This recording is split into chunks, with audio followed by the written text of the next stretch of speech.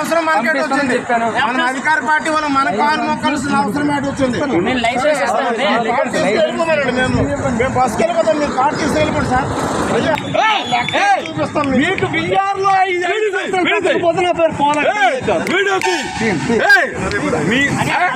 మీకు రిక్వెస్ట్ దిగిరా ఇంతసేపు మర్యాద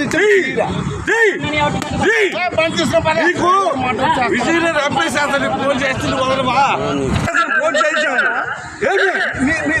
సిపి గారి దగ్గర నువ్వు